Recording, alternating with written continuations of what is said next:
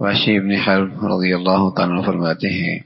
کہ پیارے رسول صلی اللہ علیہ وسلم کے بعد ساتھیوں نے عرض کیا کہ ہمارا حال یہ ہے، کھانا کھاتے ہیں، آسودگی حاصل نہیں ہوتی۔ آپ نے فرمایا شاید تم لوگ الگ الگ کھاتے ہو۔ انہوں نے عرض کیا ہاں الگ الگ کھاتے ہیں۔ آپ علیہ الصلوۃ والسلام نے ارشاد فرمایا تم کھانے پر ایک ساتھ بیٹھا کرو، اللہ کا نام لے کر بسم اللہ کر کے اجتماعی طور پر کھایا کرو، پھر تمہارے واسطے اس کھانے میں برکت ہوگی اور اس کے بعد طبیعت سیر ہو جایا کرے گی۔ اجتماعی طور پر کھانے کی یہ برکت جس کا حدیث میں ذکر کیا گیا ہے، اس کا ہر ایک کو ایک تجربہ کر سکتا ہے، بشرطیہ کے کھانے والوں میں ایثار کی صفت ہو۔ سچے مسلمان ہونے چاہیے، یعنی ہر ایک یہ چاہے کہ میرا دوسرا ساتھی اچھا کھا لے، اچھی طرح کھا لے۔ اگر کھانے والوں میں یہ بات نہ ہو تو پھر اس کی برکت کا کوئی استحقاق نہیں، بلکہ اس صورت میں اندیشہ ہے کہ اکثر و بیشتر تجربہ اس کے برعکس ہے۔ تو یہاں اللہ کے نبی صلی اللہ علیہ وسلم نے کھانے کی برکت کا تذکرہ فرمایا کہ کھانا جتنا اجتماعی شکل میں ہوگا، اور اس اجتماعی شکل کے اندر بھی یہ بات پیش نظر ہے میرا ساتھی اچھا کھا لے اور بہتر کھا لے، ایثار کا جذبہ ہے، تو اس کھانے میں بہت برکت ہوتی ہے۔ شہر ابن حرب فرمانے لگے کہ جس کھانے میں 4 چیزیں ہوتی ہیں وہ کھانا بہت بڑھیا کھانا ہوتا ہے۔ ایک تو وہ حلال آمدنی پاکیزہ مال سے بنا ہوا ہو، دوسرا اس کے آغاز میں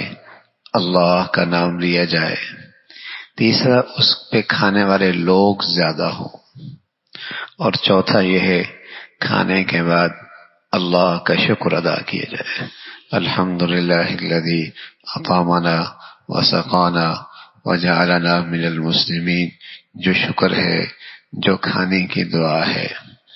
یہاں بھی اللہ کے نبی صلی اللہ علیہ وسلم نے اسی کا تذکرہ فرمایا ہے کہ کھانے سے پہلے اللہ کا نام ہو جائے، کھانے پہ اجتماعیت ہو جائے، اور پھر کھانے کے بعد اللہ کا شکر ادا ہو، اس کھانے میں بڑی برکت ہوتی ہے، کھانے میں بڑی برکت ہوتی ہے۔ یہ مسلمانوں کا پاکیزہ اور خوبصورت تہذیب ہے، جہاں ہر طرف محبت کا اظہار، ایثار، ایک دوسرے کی خیر خواہی کا مبارک جذبہ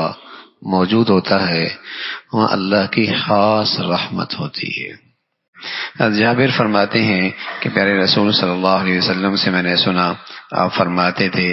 ایک کا کھانا 2 کے لیے کافی ہو جاتا ہے،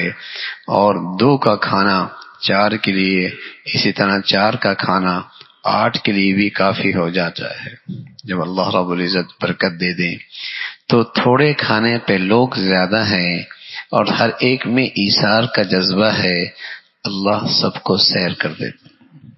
اللہ سب کو سیر کر دیتے ہیں۔ اور پھر سب سے بڑی بات اس کھانے میں برکت کا مطلب یہ ہوتا ہے کہ وہ اس سے جسم کو توانائی ملتی ہے، خون ملتا ہے، جگر صحیح کام کرتا ہے، معدہ صحیح کام کرتا ہے، آنتوں کا نظام صحیح رہتا ہے، اس لیے کہ اس کے اندر برکت آ گئی ہے۔ اور پھر اس سے جو جذبات ابھرتے ہیں وہ نیک جذبات اٹھتے ہیں، اچھے جذبات اٹھتے ہیں، نیکی کے جذبات پیدا ہوتے ہیں، اس لیے کہ اس کھانے میں برکت ہے،